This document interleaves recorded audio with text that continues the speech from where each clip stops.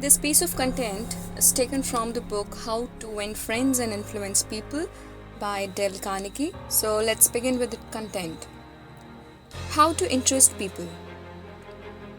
Everyone who was ever a guest of Theodore Roosevelt was astonished at the range and diversity of his knowledge. Whether his visitor was a cowboy or a rough rider, a New York politician or a diplomat, Roosevelt knew what to say. And how was it done? The answer was simple.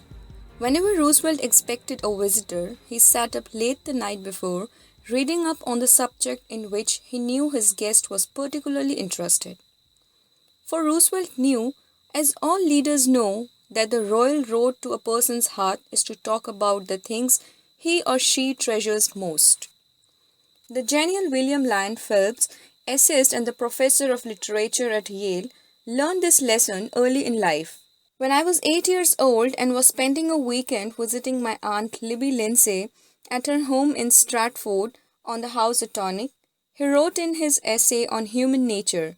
A middle-aged man called me one evening, and after a polite skirmish with my aunt, he devoted his attention to me. At that time, I happened to be excited about boats, and the visitor discussed the subjects in a way that seemed particularly interesting. After he left, I spoke of him with enthusiasm. What a man! My aunt informed me he was a New York lawyer, that he cared nothing whatever about boats, that he took not the slightest interest in the subject. But why then did he talk all the time about boats? Because he is a gentleman. He saw you were interested in boats and he talked about the things he knew would interest and please you. He made himself agreeable. And William Lyon Phelps added, I never forgot my aunt's remark. As I write this chapter, I have before me a letter from Edward L. Califf, who was active in Boy Scout work. One day I found I needed a favor, wrote Mr. Califf. A big scout jamboree was coming off in Europe, and I wanted the president of one of the largest corporations in America to pay the expenses of one of my boys for the trip. Fortunately, just before I went to see this man, I heard that he had drawn a check for $1 million, and that after it was cancelled, he had it framed. So the first thing I did when I entered his office was to ask to see the check. A check for $1 million. I told him I never knew that anybody had ever returned such a check, and that I wanted to tell my boys that I had actually seen a check for $1 million. He gladly showed it to me. I admired it and asked him to tell me all about how it happened to be drawn. You notice, don't you, that Mr. Califf didn't begin by talking about the Boy Scouts or the Jamboree in Europe, or what it was he wanted. He talked in terms of what interested the other man. Here's the result. Presently, the man I was interviewing said, Oh, by the way, what was it you wanted to see me about? So I told him. To my vast surprise, Mr. Califf continues. He not only granted immediately what I asked for, but much more. I had asked him to send only one boy to Europe, but he sent 5 boys and myself, gave a letter of credit for $1,000 and told us to stay in Europe for 7 weeks. He also gave me letters of introduction to his branch presidents, putting them at our service, and he himself met us in Paris and showed us the town. Since then, he has given jobs to some of the boys whose parents were in want, and he is still active in our group. Yet, I know if I hadn't found out what he was interested in and got him warmed up first, I wouldn't have found him 1/10 as easy to approach. Is this a valuable technique to use in business? Is it? Let's see. Take Henry G. Devernoy of Devernoy and Sons, a wholesale baking firm in New York. Mr. Devernoy had been trying to sell bread to a certain New York hotel. He had called on a manager every week for 4 years. He went to the same social affairs the manager attended. He even took rooms in the hotel and lived there in order to get the business. But he failed. Then Said Mr. Davanoy, after studying human relations, I resolved to change my tactics. I decided to find out what interested this man, what caught his enthusiasm. I discovered he belonged to a society of hotel executives called the Hotel Greeters of America. He not only belonged, but his bubbling enthusiasm had made him president of the organization and the president of the International Greeters. No matter where its conventions were held, he would be there. So, when I saw him the next day, I began talking about the greeters. What a response I got! What a response! He talked to me for half an hour about the greeters, his tones vibrant with enthusiasm.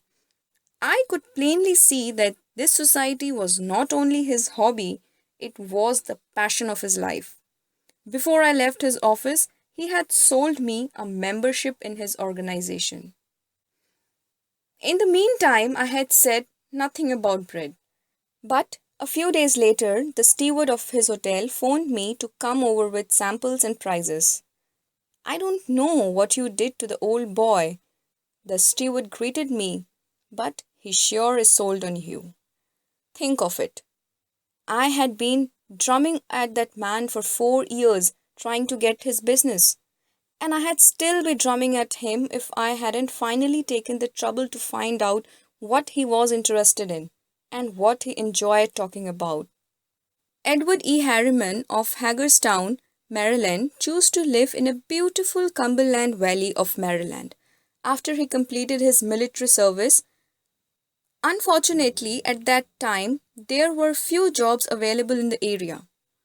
A little research uncovered the fact that a number of companies in the area were either owned or controlled by an unusual business maverick, R.J. Funkhauser, whose rise from poverty to riches intrigued Mr. Harriman. However, he was known for being inaccessible to job seekers, Mr. Harriman wrote. I interviewed a number of people and found that his major interest was anchored in his drive for power and money, since he protected himself from people like me by use of a dedicated and stern secretary. I studied her interests and goals, and only then I paid an unannounced visit at her office. She had been Mr. Funkhauser's orbiting satellite for about 15 years. When I told her I had a proposition for him which might translate itself into financial and political success for him, she became enthused. I also conversed with her about her constructive participation in his success. After this conversation, she arranged for me to meet Mr. Funkhauser. I entered his huge and impressive office determined not to ask directly for a job. He was seated behind a large carved desk and thundered at me. "How about it, young man?" I said. "Mr. Funkhauser, I believe I can make money for you." He immediately rose and invited me to sit in one of the large upholstered chairs. I enumerated my ideas and qualifications. I had to realize these ideas as well as how they would contribute to his personal success and that of his business. RJ, as he became known to me, hired me at once, and for over 20 years I have grown in his enterprises and we both have prospered. Talking in terms of the other person's interest pays off for both the parties. Howard Z. Herzig, a leader in the field of employee communications, has always followed this principle. When asked what reward he got from it, Mr. Herzig responded that he not only received a different reward from each person, but that in general the reward had been an enlargement of his life each time he spoke to someone. So the principle behind this is talk in terms of other person's interest. Thank you for listening. For more, check the description below.